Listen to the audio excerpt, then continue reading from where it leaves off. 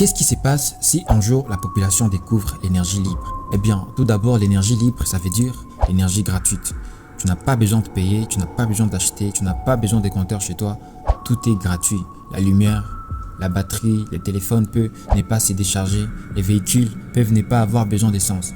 Si demain ça arrive, le système économique actuel s'écroule. En 1865, James Clerk Maxwell, il écrit 20 équations. Ces équations prouvent que le vide contient de l'énergie. Les savants de l'époque appellent ça l'éther, un océan d'énergie gratuit partout. Donc le vide pour lui n'est pas vide. Les calculs démontrent comment puiser dans cet océan, sans pétrole, sans carburant, sans barrage, sans transaction. Une énergie gratuite pour eux ne génère pas de recettes fiscales. Elle ne fait pas tourner des compteurs. En 1892, Oliver Revised, un ingénieur pour la compagnie d'électricité, il reprend les 20 équations de Maxwell, il en conserve 4, il retire 16. La partie retirée s'appelle le potentiel scalaire. C'est la section des mathématiques qui décrit comment extraire l'énergie de l'éther. La raison de ces retraits, les potentiels scalaires ne permettent pas de mesurer la consommation. Parce que sans mesure, il n'y a pas de facturation. Premier lien établi avec Nikola Tesla en 1901. Il construit la tour de Wardenclyffe. L'objectif est de transmettre l'électricité sans fil gratuitement sur toute la planète. Une antenne dans ta parcelle suffit pour capter la lumière. Les tests fonctionnent. Des lampes s'allument à 40 km sans fil. Le financier du projet, JP Morgan, il contrôle le pétrole à cette période et du cuivre.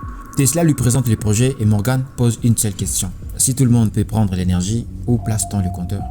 Il n'y a pas de compteur dans le projet, alors le financement est coupé le même jour. En 1917, le gouvernement détruit la tour de Wardenclyffe à la dynamite. Et en 1943, Tesla décède. Le FBI saisit tous ces documents classés secret défense. En 2015, un Zimbabwe nommé Maxwell Chikumbutso, il fabrique une boîte appelée MRE. Cette boîte prend l'énergie des ondes de la radio qui sont déjà dans l'air, les ondes de la télé, du téléphone, etc. Et il passe à la télé nationale. Il branche une télévision sur une boîte.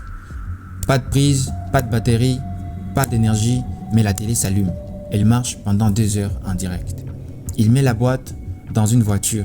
La voiture roule et ne va jamais à la station pour recharger l'essence. Elle se charge toute seule en roulant. En 2018, il part aux États-Unis pour montrer sa machine. Là-bas, on l'empoisonne, il ne meurt pas.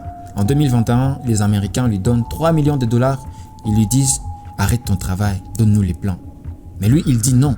Aujourd'hui, aucun pays ne veut dire que sa machine est bonne. Pourquoi? Parce qu'une machine sans facture ne donne pas de TVA. Sans TVA, la manne fiscale est vide. Et si la manne